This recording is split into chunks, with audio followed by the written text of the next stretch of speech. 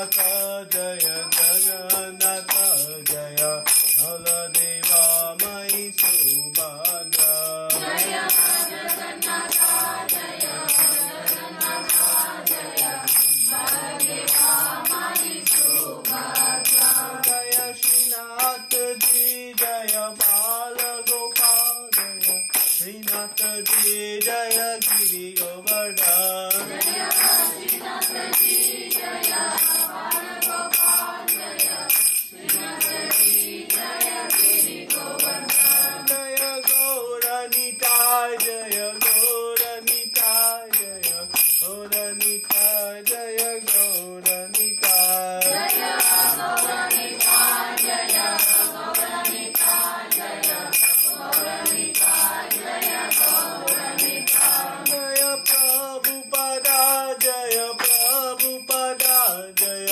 प्रभुपदा जय प्रभुपदा जय प्रभुपदा जय प्रभुपदा जय प्रभुपदा जय प्रभुपदा प्रभुपाद प्रभुपाद जय जय प्रभुपाद जय प्रभुपाद प्रभुपाद जय जय प्रभुपाद जय गुरुदेवा जय गुरुदेवा जय गुरुदेवा जय गुरुदेवा जय गुरुदेवा जय गुरुदेवा जय गुरुदेवा जय गुरुदेवा जय गौरा हरि बोल हरि बोल हरि बोल जय गौरा हरि बोल जय गौरा हरि बोल हरि बोल हरि बोल जय गौरा हरि बोल जय हरि नाम संकीर्तन की जय पतित पावन श्रील प्रभुपाद की जय कोटि वैष्णववृंद की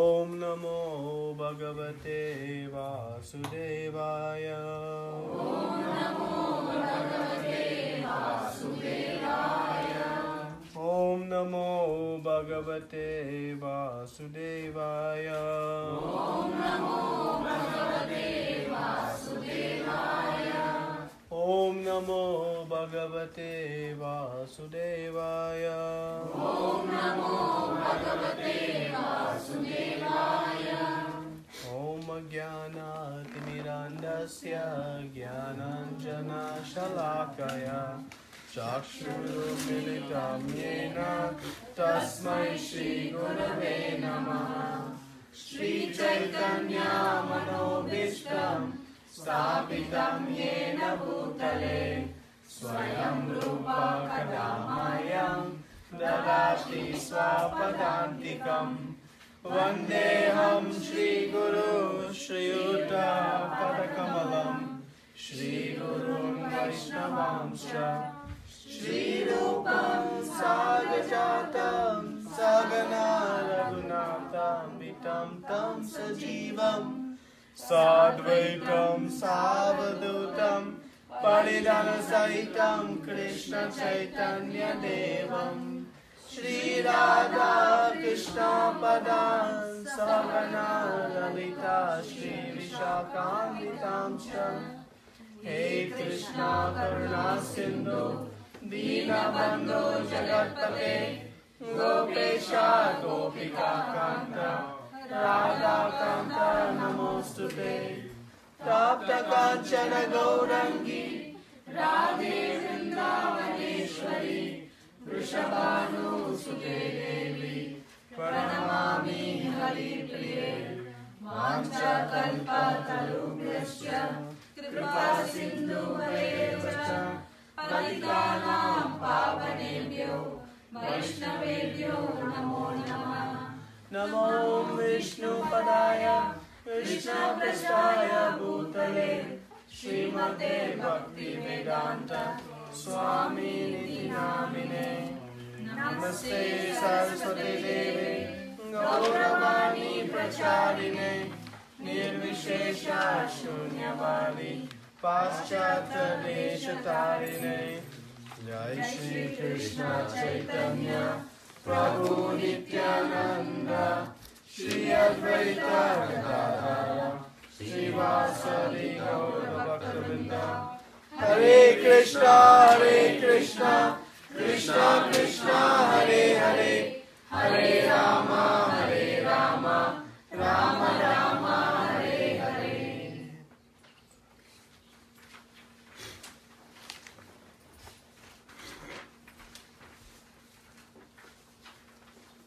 Hare Krishna. So, thank you to our hosts for allowing us to come and welcoming us all into your home. So His Grace Raghav Priya Prabhu has given a very fortunate assignment and also a very difficult assignment. Most difficult, which is to speak on the glories of Srila Prabhupada. And it is only difficult because it is impossible to characterize the glories of Srila Prabhupada and the contributions to all of us of His Divine Grace A.C. Bhakti Vedanta Swami Srila Prabhupada. So, but we'll make some effort to try to understand who is Srila Prabhupada. A little biographical sketch, history, and we'll discuss his life and then some of his great accomplishments and also his qualities. Some of the qualities that led to the incredible gift he has given all of us, which is his International Society for Krishna Consciousness, his books, and the propagation of the holy names of the Lord. Because Srila Prabhupada has done something that has never happened in the history of the world. But because of his recency in our experience, sometimes we don't appreciate it. As we know, sometimes it takes hundreds of years to fully appreciate the contributions of someone. But let us try not to fall victim of that trap by just taking some moments to understand who is Srila Prabhupada and what he has given to us. Because by the mercy of Srila Prabhupada, one is guaranteed success in their spiritual life. He has paved the way for all of us, and he has very sincerely and with great love and dedication provided the entire infrastructure for which we just now have to participate. Here in Detroit, we are extraordinarily blessed because Srila Prabhupada had a very deep and important interaction in Detroit. He traveled all over the world. But in Detroit specifically, and you can see there's a picture on the altar, and that is of Srila Prabhupada. And he is offering his pranams to Shishi Radha Kunjvihari. Anybody has offered their pranams to Radha Kunjvihari in the past? They are residing still in this Devasadan Mandir. And Srila Prabhupada, with his own effort, personally came here and acquired this temple for the Supreme Lord. It was a mansion in ruins. While it was originally constructed for a wealthy businessman, it was eternally created to be the home of the Supreme Lord. And Srila Prabhupada, being very ambitious and very grand, aspired to acquire this home, which you cannot put a value on it. Materially, you cannot put a value on it. The opulence of the Devasadan Mandir is beyond comprehension.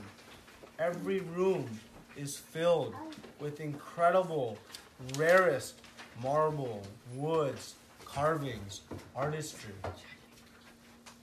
And Srila Prabhupada said, every individual room in this Devasadan Mandir is worth its asking price alone. And so he considered this Devasadan Mandir as a gift from Krishna to him. He was quoted saying that Krishna has given this temple to us. It does not come by our own effort. He said to George Harrison, who was the famous Beatles, "This is the best in our society." Now, Srila Prabhupada established many amazing temples in London, in San Francisco, Los Angeles, in Vrindavan, Bombay, Mayapur, many places. And he considered this one of the best. And he was quoted as saying, there are 6 temples. He established a total of 108. But there are 6 that he considered his own, that are very dear. And one of those is our Devasadhan Mandir. He has performed worship in the temple. He personally installed the deities. Many of the temples he did not personally install, he oversaw. But in Devasadhan Mandir, he personally installed the deities. He stayed overnight there in the temple. And he also translated books. And it was there that he first gave the instruction to Ambarish Prabhu to construct this grand temple of the Vedic planetarium. It was his dream project. And the seed of that project that is now manifesting today was planted upstairs in Srila Prabhupada's room. So one of the few places where we still have one of the rooms in which Srila Prabhupada has stayed and performed many pastimes. So we may, by our familiarity of visiting the temple, maybe not appreciate its great significance. And for anyone who has not attended yet, I urge, soonest possible, you come. Because Srila Prabhupada did something there that makes our spiritual journey very special. He prayed and asked Shri Radha Kundra, who was this picture in the middle, and Shri Gaurnitai, Shri Jagannath Baladev Subhadra. He prayed, "My dear Lord, my followers, these devotees, they are not yet so perfect in their worship. But please, despite whatever faults, imperfections they are, will you please accept them?" Now, when a great personality like Srila Prabhupada asks such a request, how do we think the Lord reciprocates? And it is why, no matter what our qualification is, we may perform some incredibly valuable devotional service, valuable for our progress in devotional life. And so these deities are extraordinarily powerful because they were established by an extraordinarily powerful person. And as we come to discuss the contributions to the world of Srila Prabhupada, we can harken back that next time we go and we stand, we can stand under the exact tile that Srila Prabhupada is standing. And you can see it is the brown tile just in front of the pillar. And you can offer your pranams to Shri Shri Radha Kundra, knowing that Srila Prabhupada has also been there. So we have a very special connection here in Detroit. But the world has a very special connection with Srila Prabhupada. So let us discuss a little bit about Srila Prabhupada. Maybe we'll give his biographical sketch, just a short summary, and then we'll come to the point of when he began his mission of spreading this Vedic knowledge all over the world. And we'll read this very famous poem that Srila Prabhupada wrote on the Jaladuta. But before we read, let's get some background. So, Srila Prabhupada appeared in 1896. He appeared in the home of Gaur Mohan De and Sri Rajni Devi. And he appeared in Calcutta. His father, Gaur Mohan De, and his mother were great devotees. And his father was a very, very esteemed Vaishnava. Worshipping, he had his Radha Krishna deities. And every morning, every evening, he would be performing his services. And so, Abhay, that was his name given by his mother and father. So we see A.C. Bhakti Vedanta. A stands for Abhay. Abhayacharn Bhakti Vedanta Swami Srila Prabhupada. So he grew up, in a very devotional home. Right across the street from his house was a very wonderful Radha Krishna temple. Every day he would go and he would beg anyone to help him cross the street. And there he would spend hours and he would talk with the pujaris and have sweet conversations. And in that way he would pass his very early childhood years. We discussed last Sunday, at the age of 5, he had an intense desire to perform his Rath Yatra festival. And so he begged and begged and begged like a young child. They have a good way of begging intensely. Mothers and fathers know. And Gaur Mohan Dey arranged to bring one cart, and Abhay at that time began to prepare a very glorious festival of Lord Jagannath's Rath Yatra. And he began to grow up and perform many, many sweet pastimes. He was very intelligent, superbly intelligent in his studies. And he went on to study at the Scottish College in Calcutta. And there he became known amongst his friends as being extraordinarily studious and also the guide of what to do, what not to do. See, his father would every day, every evening, invite many, many sannyasis, brahmanas into his home, offer some charity, offer some foodstuffs, receive some knowledge. And then he would ask for one blessing. And what he asked? He asked, please bless my son, that he become a devotee of Srimati Radharani. That was his only thing he asked. Just please bless my son, that he become a devotee of Srimati Radharani. And why a devotee of Srimati Radharani? Because it is through our mother we access Father. It is by the mercy of Srimati Radharani that we approach Krishna. Thus we say Radha Krishna, Sita Ram, Lakshmi Narayan. We always go through. So, Srila Prabhupada's father begged this way. And so, Srila Prabhupada had great exposure to all the different practices. But he knew in his heart this pure philosophy, this pure teaching of Krishna consciousness was contained within the teachings of Sri Chaitanya Mahaprabhu. And at this time, in the early 1900s, there were many great followers of the teachings of Chaitanya Mahaprabhu, but it was not spread so wide. But Srila Prabhupada had the great fortune of coming in contact and understanding this true philosophy. So once, in 1922, of course I'm going very, very fast because we have limited time to discuss.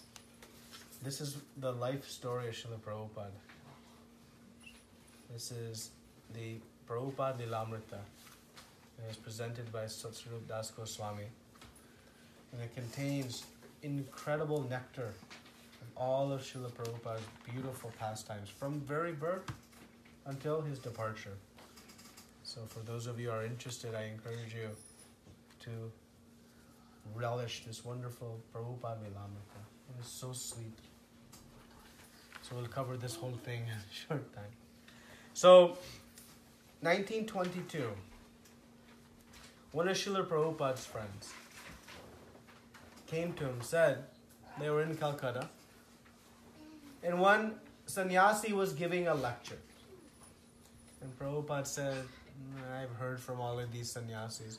Because we know, back then and also today, there is much what we call bogus philosophy out there. What makes it bogus, it is not coming in Guru Parampara. And they have ulterior motives. So we see this, this separation between what is being preached and what is being acted. And this hypocrisy. And so Srila Prabhupada was not so interested in hearing from these different persons. He knew. But his friend's name was Narendra. Prabhupada comments in a lecture on the disappearance day of his spiritual master. He said, this friend, he basically dragged me into this assembly. And so this was in Calcutta. And at that time, Srila Bhakti Siddhanta Saraswati Thakur was giving a lecture. And he was giving a lecture on the rooftop of this building in Calcutta. Very beautiful rooftop. And Srila Prabhupada and his friend offered their obeisances. And as soon as they got up, Bhakti Siddhanta Saraswati Thakur at that moment gave Srila Prabhupada his first instruction. And this instruction became the seed of his whole existence. It became his whole life's mission. And this instruction was that he said, Abhay, you speak English nicely, you are educated, and you have knowledge. You take this message to the English-speaking world. Now, they had not even really met, but this was a divine meeting. This is not a material meeting.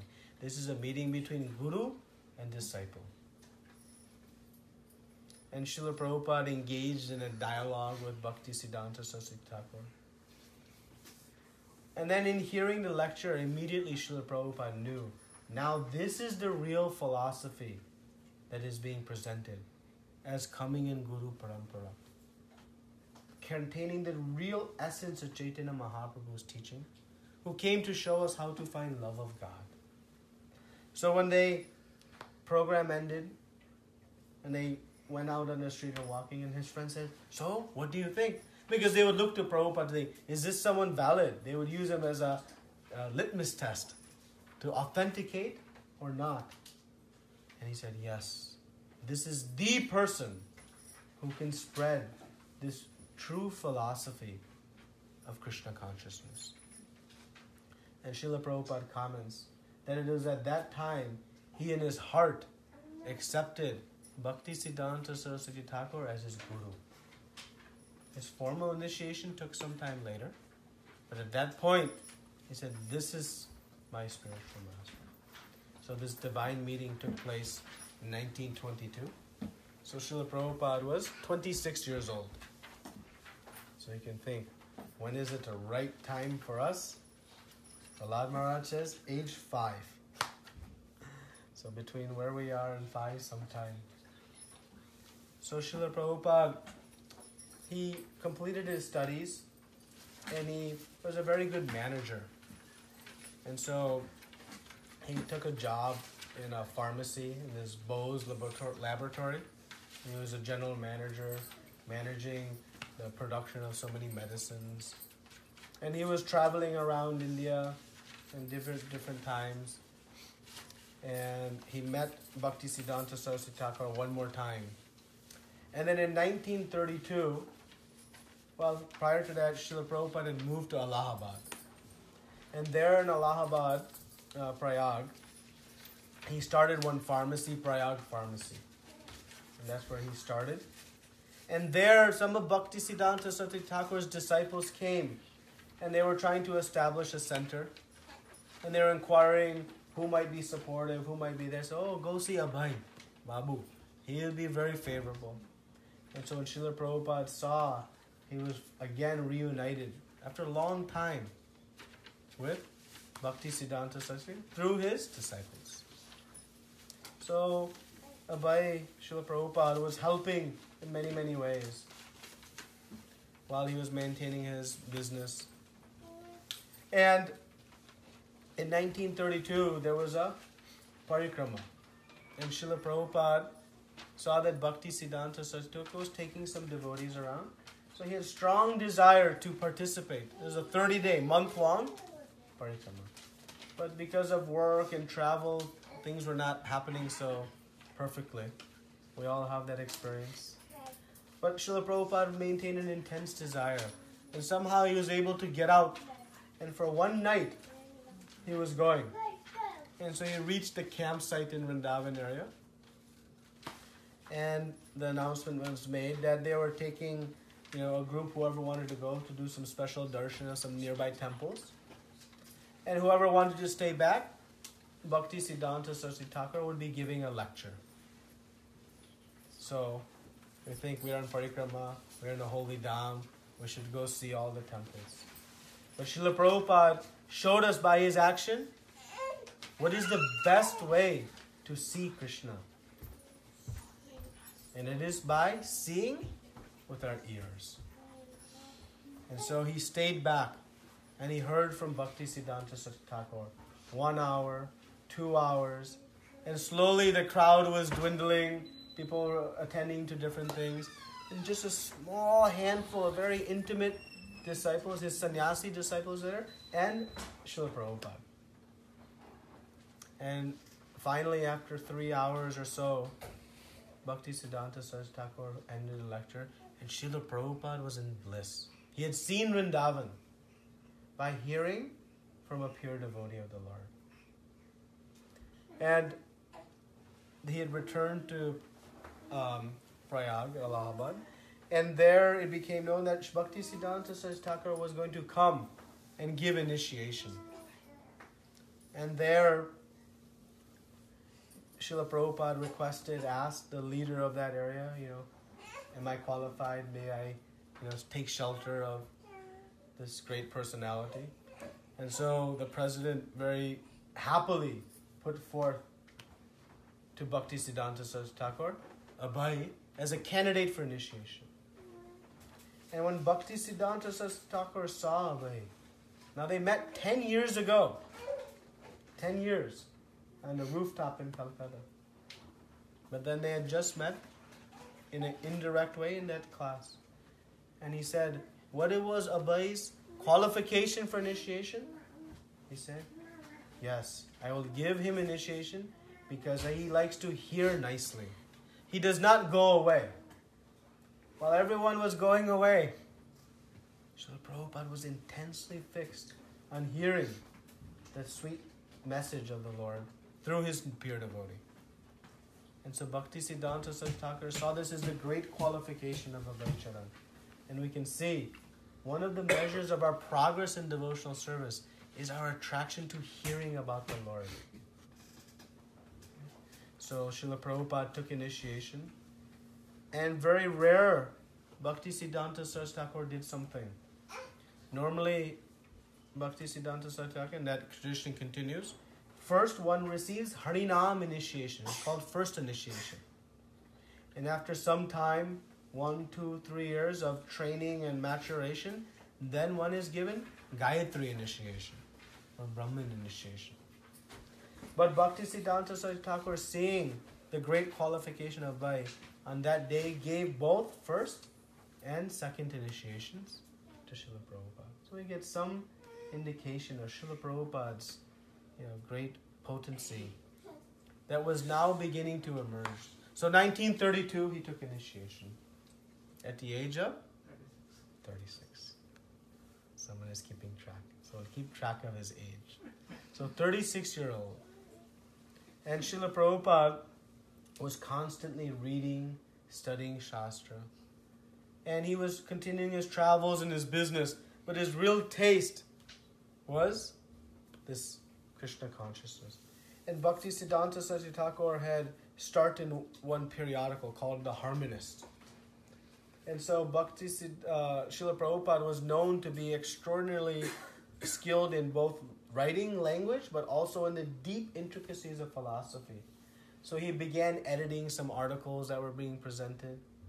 And slowly he began to write his own articles at the request of his senior devotees. And his articles were receiving great reception in the preciseness of his presentation of this philosophy. The one thing we note, when Srila Prabhupada writes his purports, or when he speaks his lectures, he has an incredible ability to take a very complex topic and make it very relatable to anyone. You can think how we can understand something like the soul. It is so subtle and so ambiguous and difficult. Yet he gives us these very powerful analogies and metaphors, and he explains with the basis of Shastra how we can understand these very obscure concepts. And that is one of Srila Prabhupada's greatest gifts. He can make the complex simple for the simple mind. So one does not need to be an extraordinary scholar to be able to digest the very high teachings that are presented. And so Srila Prabhupada was noted for this ability.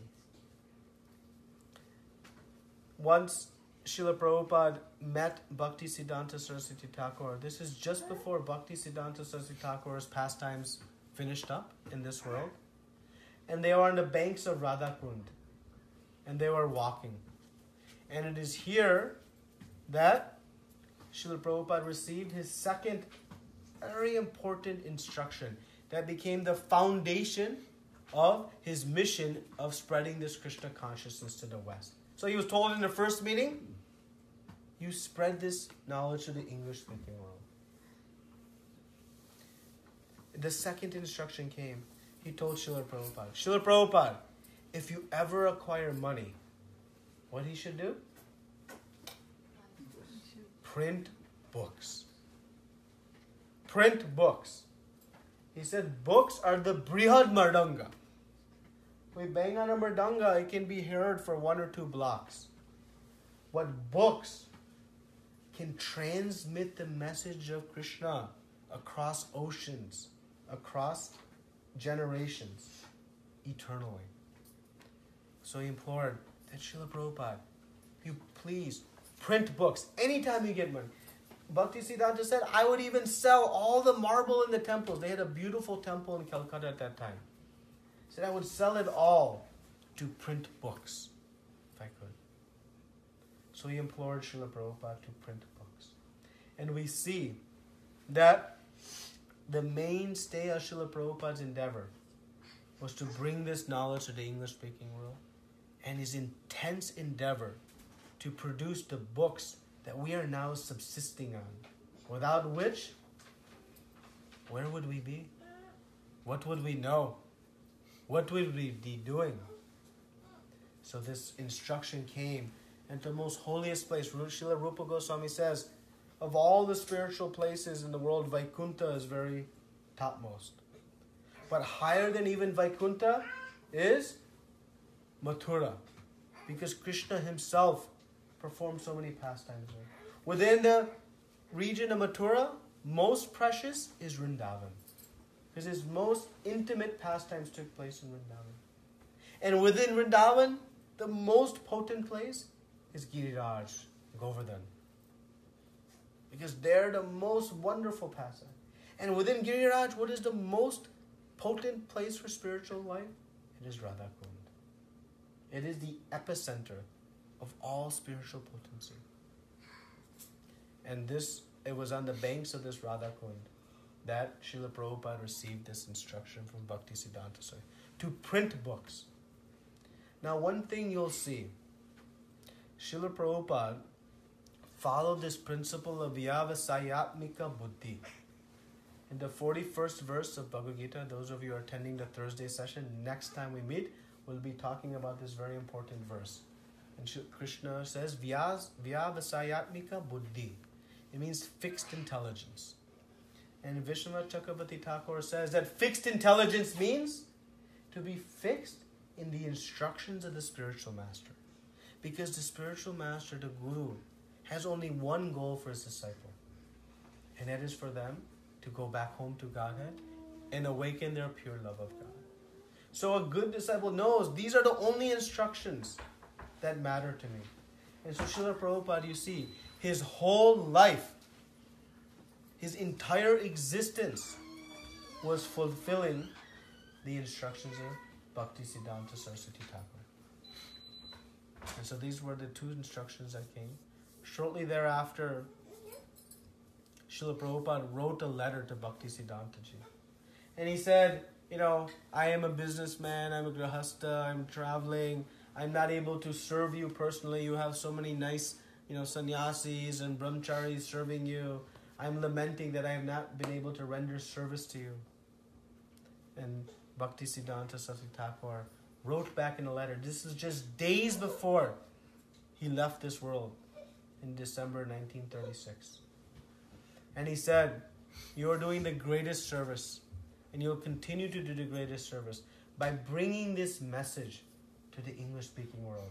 So he again re-emphasized this first instruction he had received 14 years earlier. So Bhaktisiddhanta Saraswati Thakur had established through his time 64 mutts, temples, all throughout India. He was the first to bring this message out of the holy dhams into the main cities. At that time, Calcutta was like the cultural hub of India. Of course, Mumbai was a very big city, Delhi, Bangalore, all these all the cities, and Bhaktisiddhanta Saraswati Thakur went. But some of the disciples, senior disciples, had tried to go to London to begin to fulfill the desire of Bhaktisiddhanta Saraswati Thakur by preaching this message in English-speaking world. But for some reason or other, it was not taking hold. But Srila Prabhupada began to continue to refine his understanding, study scripture, and he became a very erudite scholar. And by his god brothers, he was bestowed the title Bhakti Vedanta, which means he was a master of all of the Vedanta, of all of the scripture. So what we're going to see as we continue in Srila Prabhupada's discussion is that Srila Prabhupada possesses an extraordinarily rare combination of skills. You'll see in our acharyas, in all spiritual lives, very rarely will you see certain skills fully present in one person. And one is their extraordinarily scholarship.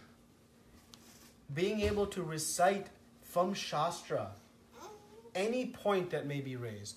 And if you listen to Prabhupada's lectures, you'll be astonished at how much Shastra he had memorized. Photographic memory. From all the different Puranas, the different Upanishads, the different aspects of Srimad Bhagavatam, Chaitanya Charitamrita, Brahma Samhita, all this, he had extraordinary knowledge. Someone has written a book of just the principal verses that Srila Prabhupada most often committed to in his lectures. And just trying to learn those would take somebody 2 or 3 lifetimes. But Srila Prabhupada had extraordinary scholarship. He had an ability to write, as we said. But what we see is many who have this great scholarship, they don't have also this great leadership ability. This ability to interact with folks. Because of their extraordinary scholarship, it's sometimes difficult to relate on a simple level, on a one-to-one basis. Right? So those who are really good in that relationship development, the personal interactions, they tend not to be extraordinary scholars. Scholars are more one-on-one, studying scripture quietly in a secluded place. But both together are very rarely possessed. And Srila Jiva Goswami gives commentary on this. So Srila Prabhupada, we're going to see how his extraordinary leadership abilities coupled with his great scholarship. And then third, Srila Prabhupada had extraordinary vigor. His energy and enthusiasm to create incredible miracles we'll now see as we carry on for the second half of his presence with us. So Srila Prabhupada continued writing significantly through the 1940s, and he began to take very seriously to his devotional life. And ultimately, this was about a 20-year period of preparation. Preparation for that journey he was going to embark upon in 1965. In 1959, he took sannyas. He took sannyas in Vrindavan by one of his god brothers, Keshav Maharaj, and he gave sannyas. And one of the interesting things in this sannyas ceremony, normally, if you've been to an initiation ceremony, the guru will give some discourse. But Keshav Maharaj, knowing the great position of Srila Prabhupada, at the initiation lecture, asked Srila Prabhupada to give the discourse. Which again, it's very rare, very extraordinary. But he understood that the Srila Prabhupada is no ordinary person. So, Srila Prabhupada took initiation and sannyas in 1959. And he put forth many endeavors. Shortly before that, he started this magazine that is still present today, Back to Godhead, where he was writing many articles, summarizing so much scripture into digestible articles where one can read and become interested. And in the early 1960s, he had set up residence in Vrindavan Dham. And he was going virtually daily to Delhi on the train. And he had arranged for one room in a temple in Chandi Chowk. That temple actually, ISKCON just acquired back a few years ago after great endeavor. But he was staying there, and from there, he would by hand, by himself, he would write all of the articles. He would go to the market.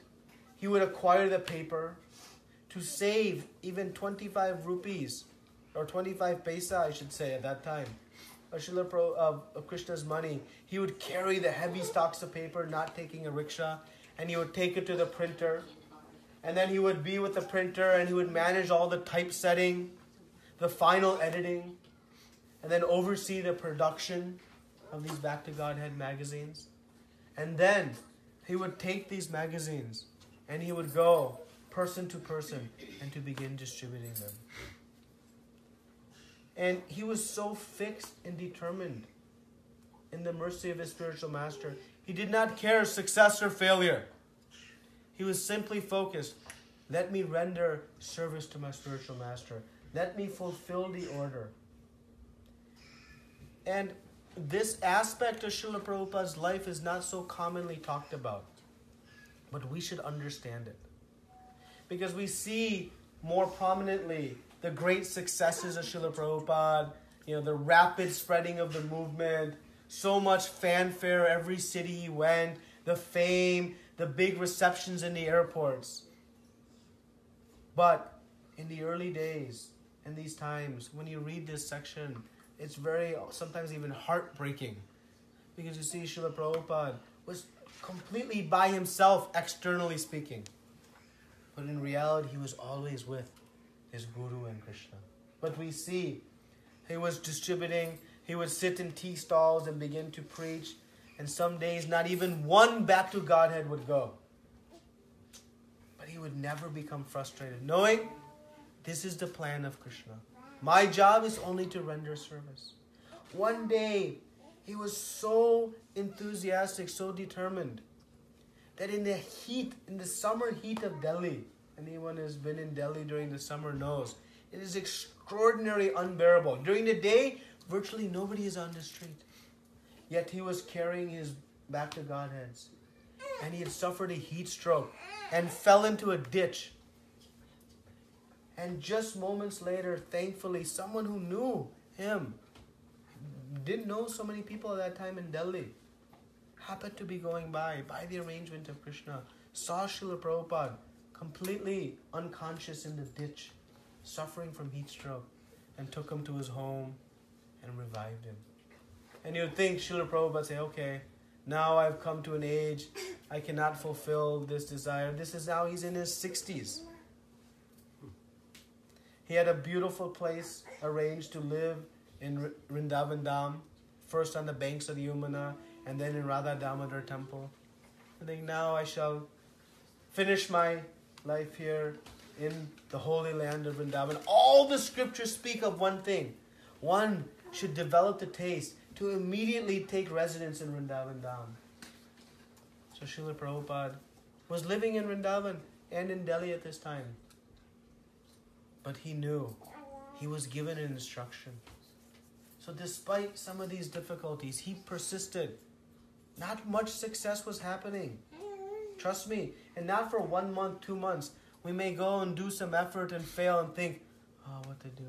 I'm chanting my japa for 1 week and I don't have pure love of Godhead. Srila Prabhupada for years. But he was enthused. And he remembered this instruction of books. And so from this period, in the early 1960s, he began to to translate Srimad Bhagavatam. And he began to translate. In the early versions he were receiving such great acclaim. Again, qualifying Srila Prabhupada's extraordinary ability to present this philosophy in a very sweet and digestible way. So Srila Prabhupada continued like this. And he began to sincerely desire how I'll go to America. I shall go to America. I shall go to New York. It is the center of the social cultural world at that time. And there, people are most fallen into material life. And there, we shall try to present this teaching. So he pleaded with one ship owner, Sumati Morarji.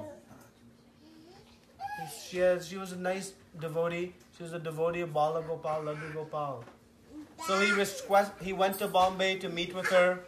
His secretary said no, no, no. And Srila Prabhupada would not take no for an answer. He waited in the stairwell. 6 hours. He sat on the stairs, just waiting, knowing that she would exit at the end of her day. And as she exited into the stairwell, she saw this sadhu. This is sannyasi. This is one who should receive the greatest of all respect. And he's sitting on the stairwell, waiting for someone. And she, being a very noble-hearted and very cultured person, saw, oh sadhu, Swamiji, you are here. Why are you waiting this much time to see me? He says, I have something to ask of you. So she said, it is late, you come back tomorrow. And we'll discuss. So Srila Prabhupada said, yes. Next day he came back and she very nicely had a meeting with him. And there he presented, I want to go to America. And I know you have many steamships going. She was in the shipping business. So please give me passage on one of your steamships. And Maharaj said, are you crazy? He was 69 years old. He said, you will die on this ship. This is not some luxury cruise ship that we see today, Royal Caribbean. No. This is a cargo ship. He says, you will not survive even one day on the rough seas. But Srila Prabhupada was insistent. He says, if I cannot fulfill the order of my spiritual master, what is the purpose of even living another day? Better I die in the process than not following the instructions. So Srila Maharaj, seeing this great insistence, persistence, she finally, after strong persuasion, granted passage on the Jaladuta. So Srila Prabhupada finally received the passage. He fulfilled all the paperwork, which is a whole nother story. But finally, in 1965, in the late summer, he boarded a Jaladuta out of Calcutta. And they were going around the southern tip of India, through the Suez Canal, through the Mediterranean, and across the Atlantic. And it is quite an extraordinary journey. Srila Prabhupada went with one trunk, and in that trunk, he had several copies of his first canto, Srimad Bhagavatam. He'd completed the first canto into 3 parts. And some dry cereals and some small things, and that was it. He had $7. And he was going to reach New York, not exactly knowing what he was going to do. He had arranged for one person in Butler, Pennsylvania, to be his sponsor. So somehow he was supposed to figure out how to get to Butler. You can see the great courage. How many of us would be willing to board a steamship to go to a land where you have no contacts, no relationships, no money, no understanding? And at what age? Actually, we'll never understand the full contribution of Srila Prabhupada until we come to that age and understand what the body is like at that time, what the mind is like, and then to see. Srila Prabhupada sat in this cargo ship. Extreme seasickness, intense separation from Vrindavan. He's saying, my only shelter is my Chaitanya Charitamrita that he was reading. And he wrote a great diary. There's a book called the Jaladuta Diary. And every day he was writing. And you can see it was a very, very difficult circumstance. He actually suffered 2 heart attacks on the ship. He was prepared to leave his body now. And one night, he had a dream. And in that dream, he saw that Krishna had come with a boat with all of the Dasa avatars. And they were rowing the boat across the Atlantic. Because the captain said, as they entered the Atlantic, after the second heart attack, if the Atlantic does not calm, we are certainly going to lose Swamiji. He could not survive even another night in these types of conditions, such extraordinary conditions. And that night, the seas calmed, and for the rest of the journey, and the captain wrote, he'd been sailing the Atlantic for like 3 decades. He grew up in the shipping. He says, never have I seen the Atlantic like this. It was like a sheet of ice, he calls it. So smooth. And Srila Prabhupada's boat finally reached the Boston harbor. And so he turned 70 on the boat. His appearance day is the day after Shri Krishna Janmashtami. So we celebrate Srila Prabhupada's Vyas Puja. So he reached the harbor of Boston. And he's thinking, now what? Because after a stop in Boston, they were coming to New York. And there he wrote this poem called the Markina Bhagavata Dharma. And we get some clue. Now, we have to remember, Srila Prabhupada at this point has become the most prominent scholar of Vaishnava Vedic philosophy. He had been given the title of Bhakti Vedanta. He had written commentaries and translations of Srimad Bhagavatam that had received notoriety from the greatest universities in India. Even the Prime Minister and some of the great politicians he developed relationships with, they were all admiring his extraordinary scholarship, his knowledge, and his presentation of philosophy. So he was an extraordinarily accomplished person at this point. And we'll read his diary, this poem, and you'll note something that will be startling about his mood. So, okay, we'll just read the translations in interest of time, so we can go around and read 1 through 15. And someone can start?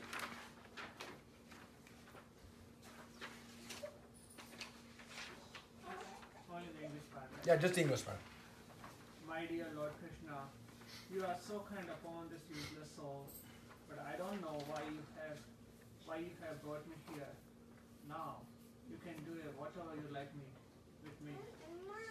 2? But I guess you have some business here. Otherwise, why would you bring me to this terrible place? 3? Most of the population here is covered by the material modes of ignorance and passion. Absorbed in material life, they think themselves very happy and satisfied, and therefore they have no taste for the transcendental message of Vasudeva. I do not know how they will be able to understand it. 4? But I know your causeless mercy can make everything possible because you are the most expert mystic. 5? How will they understand the mellows of devotional service? O Lord, I am simply praying for your mercy so that I will be able to convince them about your message. 6? All living entities have become under the control of the illusory energy by your will, and therefore, if you like, by your will, they can also be released from the clutches of illusion. I wish that you may deliver them. Therefore, if you do desire their deliverance, then only will they be able to understand your message. The word of Srimad Bhagavatam are your incarnation, and if a sober person repeatedly receives it with submissive oral oral reception, then he will be able to understand your message. It's said in the Srimad Bhagavatam. You can read 9 because we'll just in the interest of time. He will become liberated from the influence of the modes of ignorance and passion, and thus all the inauspicious things accumulated in the core of the heart will disappear. How will I make them understand this message of Krishna consciousness? I am very unfortunate, unqualified, and the most fallen. Therefore, I am seeking your benediction, so that I can convince them, for I am powerless to do so on my own. Somehow or other, O Lord, you have brought me here to speak about you.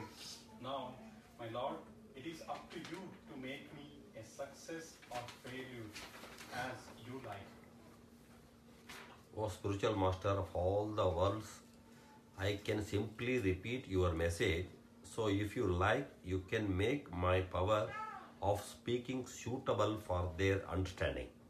Only by your causeless mercy will my words become pure.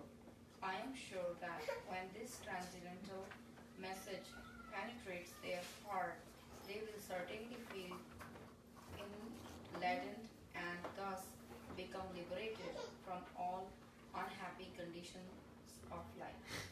Oh Lord, I'm just like a puppet in your hands. So if you have brought me here to dance, then make me dance. Make me dance. Oh Lord, make me dance as you like.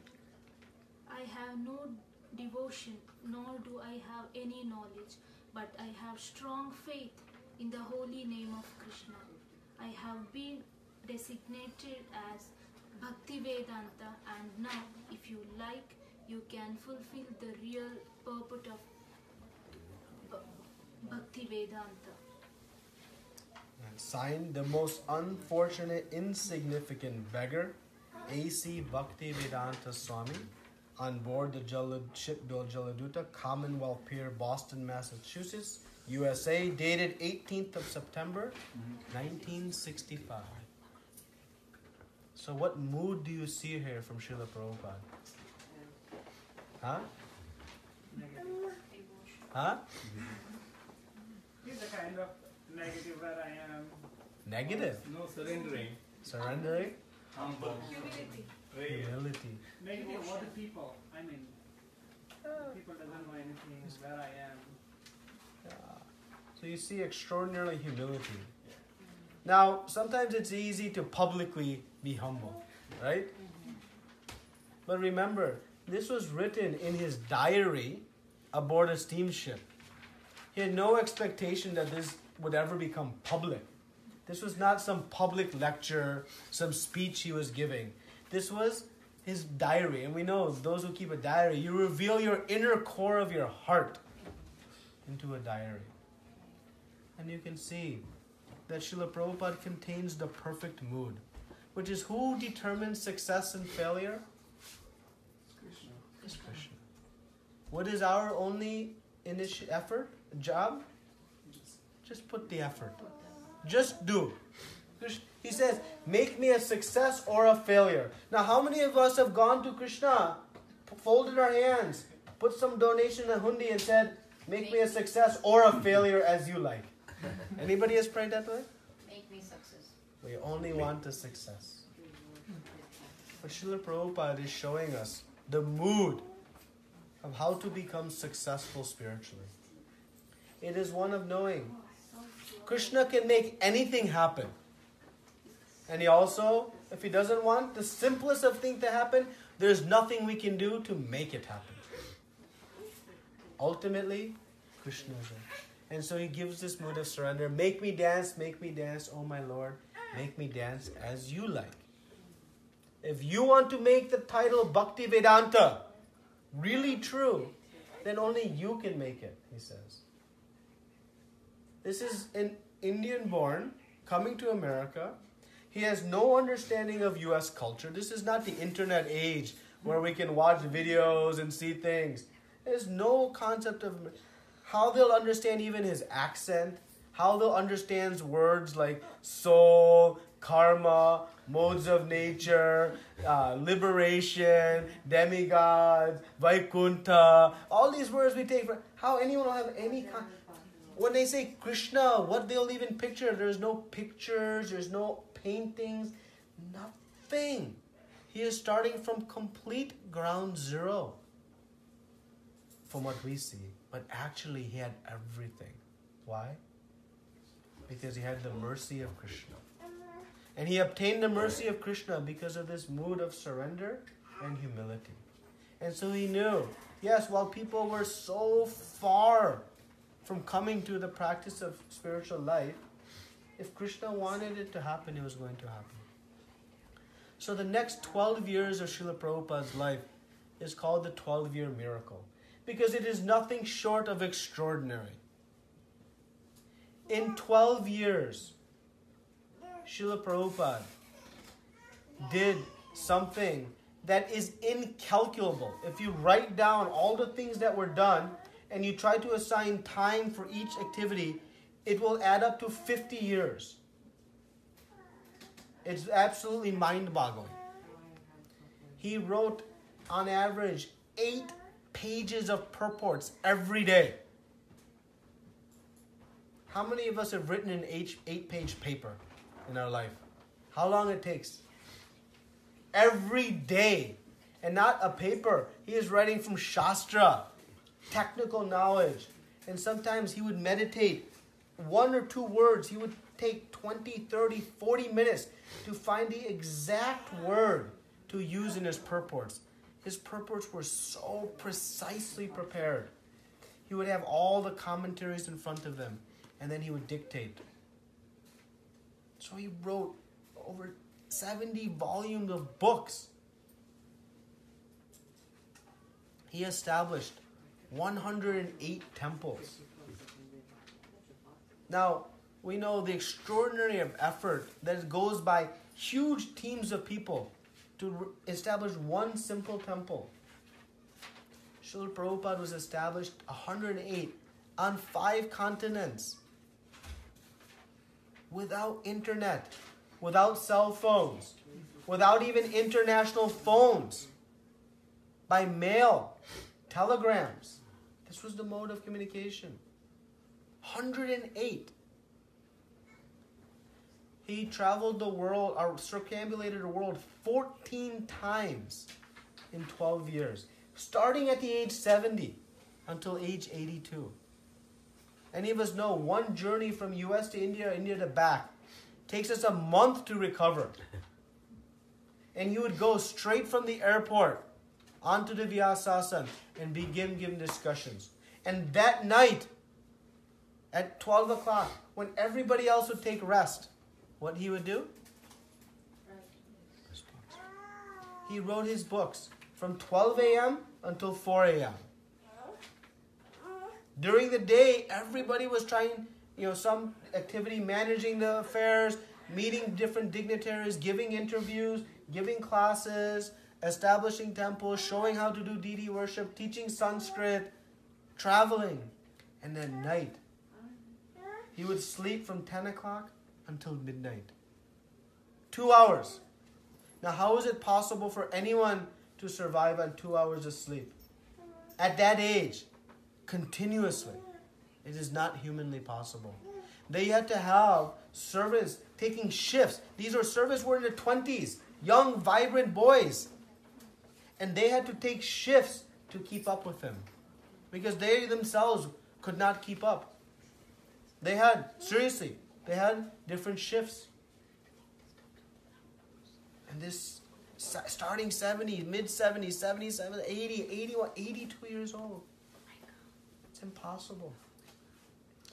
He trained over 5,000 people in the perfect art and science of Krishna consciousness. Now you have to think, he's coming and teaching to people who have no background. We have some background. And nothing. No consciousness of etiquette. in the early days in 22nd 2nd Avenue. Now we know just from our culture that some senior person, some elderly person, but some Swamiji is there. We know we'll go, we'll help, we'll try to facilitate. But that culture didn't exist. So these young boys and girls were coming to the program. And Srila Prabhupada would have an evening program, and he would do some kirtan, maybe give some light discussion, and then he would serve dinner. And every night he was doing this. But he was doing by himself. He would go to the store and he would buy the groceries. There he would try to bargain, not understanding the US system. He would say, 50 cents, no, you give me for 20. He would haggle. And the cashier would be confused. He'd say, give for Krishna. Very funny pastimes. But he would go. He would come back. He would cook everything. He would serve everything. And by late evening, everyone would go. And then he would go and wash all the vessels, clean everything, clean the hall, put everything, all by himself. He had no expectation. It was after many months, one boy finally said, Swamiji, can we help you? And he said, yes. I thought you would never ask. But you see, he was willing to do. And at some point, the boys started staying with him. And in the morning, they had only one washroom. He would wait in line. This is Srila Prabhupada. The boys had no, they were trying their best. Just didn't know. But Srila Prabhupada was extraordinarily tolerant. Actually, we'll never meet anyone as tolerant as Srila Prabhupada. The things he tolerated were extraordinary. He was so patient in cultivating this bhakti in the heart of everyone. No matter where they come, people would come and go, sometimes criticize. He always remained so loving and so open. And so he started in New York City. Had a very rough start for 2 years. But finally in 1967, things started to manifest. Now, one thing we have to remember, Srila Prabhupada was steadfast in his determination when he was by himself carrying paper and distributing back to Godheads, to what was happening from here forward. Because from 1967 until 77, a revolution began to unfold of extraordinary, unanticipated levels. He began doing Harinam in this Tompkins Square Park. Newspapers began to take note. People began to experience the bliss of Krishna consciousness. And the movement began to spread. Word began to spread that this Swamiji has come. And at that time, the drug culture was extraordinarily live. And everybody was focused on getting high on the drugs. And these boys who had began to take to Krishna consciousness, I say boys, they are all in their teenagers, early 20s, young boys and girls. They began to see, wow, this Krishna consciousness, it's like you're high, but you never come down. And so they quoted, stay high forever. And they began promoting the spiritual, whatever it took. And people were starting to come. First 10, 15, 20, then hundreds, then even thousands were starting to come. He went to San Francisco, and on Hippie Hill, this whole phenomenon, now people really started to take note. Press began to take note. Then went to LA and started to establish centers. Some of his early followers became more fixed up, knowledgeable. They began to start to take leadership positions. And Srila Prabhupada began to continue to spread this message, translating books, traveling the world. He went to London. He sent some devotees ahead of time. They established very nice relationships. They met George Harrison of the Beatles. So Srila Prabhupada went, met the Beatles, met all these people, established a manor, and then traveled through other parts of Europe. And then he decided to go back to India. And in India, he wanted to establish this Krishna consciousness in his pure form. And he established 3 main temples, many temples, but his most dear was in Vrindavan, the Krishna Balaram temple, Mayapur, the Chandramaya Mandir, in Sri Mayapur Dham, and in Juhu, Hare Krishna land. And building temples in India is very difficult, such a cheating culture, managing the process. So he had to personally oversee all of this with extraordinary difficulty. You can imagine managing a worldwide institution at this point, right? Thousands of followers, hundreds of facilities, books being sold everywhere, and managing this. It took extraordinary leadership skills. He was the greatest of all CEOs. He's running a multinational organization. And who are his management and lower management? They're all 20-year-old, basically kids. But he was such an extraordinary leader, so intelligent. He could foresee things that nobody else could foresee. He would pull out of agreements when they were heading in the wrong direction. The one devotee had got cheated by somebody, and they were trying to get the money back.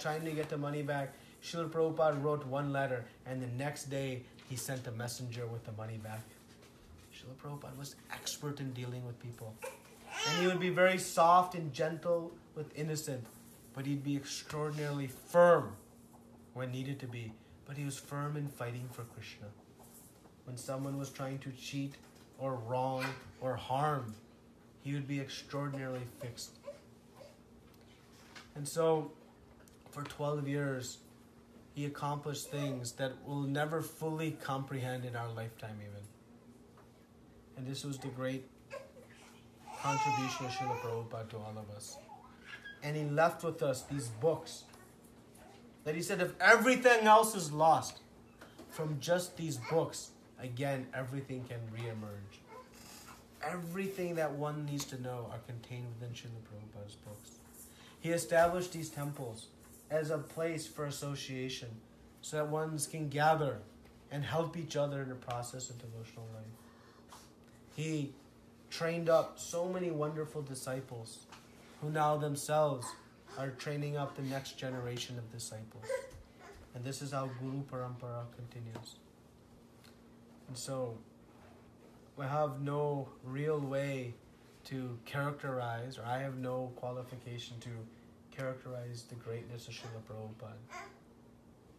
His contributions are extraordinary, are profound, and are so sweet.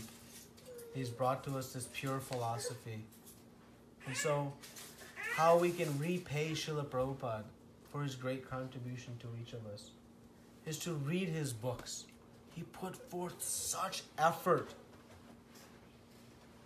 that if we take to the process of reading his books, it is most pleasing. And then we assist in his mission.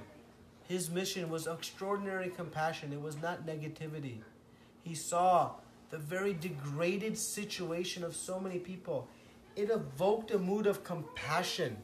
He was saddened by how far people had fallen from pure life. They were doing such degraded things. And he had such compassion, thinking why this has to happen. And fueled, because if he had no compassion, why would he bother? Just go to Vrindavan, enjoy the blissful life of Sri Vrindavan Dham. What was the purpose? To fulfill the order of his spiritual master, driven by this extraordinary compassion for suffering humanity. He spread this knowledge all over the world. And so, in honor of Srila Prabhupada, we can do our part, whatever it may be. Don't think big or small. We all have a role to play, an opportunity to continue to keep alive Srila Prabhupada's mission. And you can see the potency of his message. There are hundreds of copies of Bhagavad Gita available. But why it is this Bhagavad Gita that is now translated into more than 70 languages, and it is the most universally printed Bhagavad Gita in the world? Because there is demand. Why there is demand? Because it is changing the hearts of so many people. When we apply this medicine prescribed by Srila Prabhupada, there is such an direct transformation of the heart. It works. And that is why it is so popular. And the reason it works is because Srila Prabhupada maintained a humble mood. He knew it was not him who wrote a single book. He said, I am simply presenting what Krishna and the previous acharyas have said. My mission is just to translate. I am not writing any. Jusha Prabhu met him in the Wayne State University when he came. Yeah, so many devotees have seen him in the temple. Yeah, there's a famous picture on the back of our Rath Yatra magazine of Prabhupada sitting. There are some 250 devotees back behind there. Yeah, so many people. He came several times. Once he left, you were saying he never came back to USA. No, he came back many times. He came back again. Many times. 14 times he traveled the world. He was constantly traveling. He would not stay in any place very long. At that age, and no jet lag. I think eating just foods from so many different types of cooks, what would happen to our digestion? Sleeping on different types of beds, what would happen to our back? Forget that. He's a Swamiji from India. He walked out of his apartment once in New York and there were 2 feet of snow. He's wearing dhoti and he has some vinyl shoes. And he had to walk 6 blocks to another apartment because the place he was staying was just a dark office. It had no even washroom. To use the washroom, he had to walk 6 blocks in New York City, dead of winter. 2 feet of snow. And we sometimes struggle to drive 30 minutes to go see his home in Detroit. 30 days on a steamship, he came to see us. That was what he went through. But for him, it was never a struggle. It was always bliss and service. Any other questions, comments? Even comments? Yeah? When we say sannyas, what does that mean? Sannyas is one of the 4 ashrams. We have Brahmachari, Grihastha, Vanaprastha, and Sannyas ashram. So it's the renounced ashram where one dedicates one's, we call 3 Dandi sannyasi, using body, mind, and words in the service of Krishna. But renunciation, Krishna explains in Bhagavad Gita, Rupa Goswami explains in Nectar of Devotion, that renunciation means not to just give up all of my cell phones and material possessions. No. Sannyasi means to give up material things for my own sense enjoyment, but to use everything in the service of Krishna. So Srila Prabhupada traveled on planes. He traveled in automobiles. He would sometimes be given a very fancy watch. Once, he was given a Rolex. One of his disciples gave him a Rolex. And so he wore it, took it as a gift. He knew what the Rolex was. Then sometime later, another disciple offered him a gift. And it was like some Timex, some cheap watch. And he took off his Rolex, gave to that person, and put that one on. Wow. He was fully detached. He was accepting the love of his disciple. He was not attached to the gifts. Sometimes he would wear very nice silken kurtas and dhotis that have been given by, and sometimes he would wear very basic, fully detached. In some of the places he was living in very palatial, very luxurious accommodations, accepting the love of his disciples. But when he went back to Juhu, he was staying in a tool shed, a steel shed, right on the grounds. He would not go anywhere else. All night, bang, bang, tuck, tuck, bang, bang. No rest. There were giant rats roaming the fields, snakes. The mosquitoes were horrific at this time. And he was staying there, equally in bliss. And the bang, bang, tuck, tuck for him was like banging of a mridanga, because it was building Krishna's home. They had offered to take him to a more quiet place. They had arranged one penthouse apartment right on the sea. And he said, no, this is where Krishna's home is. So he was fully detached. Whether he had very opulent surroundings or very simple. Because he was attached to the instructions of his spiritual master and to his beloved Krishna. That's sannyasi. Any other comments, questions? Did I fulfill your instruction? Daughters decide, but I'm very happy, Prabhu. Anything else? For a long time I was asking Rajat Prabhu about this one. Then we're going to have a chance to understand and listen what Prabhupada has done for us. So maybe in a future session we'll have a more detailed discussion of these last 12 years. We just covered the summary, but we can go into some more, because every action of Srila Prabhupada is a great instruction how to deal with things. You know, in my own personal life, I've studied, business. I have an MBA from a university, and there you study leadership amongst world leaders. I've studied many, many world leaders, and I can tell you assuredly, having a reference point of studying some of the world's greatest leaders, and studying Srila Prabhupada's skills, there is no more extraordinary leader that has ever walked this planet than Srila Prabhupada. And that is a fact. When you see what he accomplished at the age he began, with the resources and facilities he had, and now how it is thriving today, over 600 temples. There are, in Moscow alone, there are tens of thousands of devotees in Russia. And Prabhupada went to Moscow once, 4 days. And today, some 50 years later, there are tens of thousands of people practicing pure Krishna consciousness in Russia. And he went 4 days. So his legacy is expanding today and even when he was here. That is a sign of an extraordinarily powerful person. Okay. Thank you very much. Again, I have no qualification. Do not take this as any type of even tinge of being able to glorify Srila Prabhupada. It is extraordinarily difficult to speak on someone so wonderful, but it is extraordinarily sweet to speak. So I'm grateful to all of you. Thank you for the opportunity. Patita Pavana Srila Prabhupada ki jai. Savior of the world and all of us, Srila Prabhupada ki jai. Mantra Koti Vaishnavinda.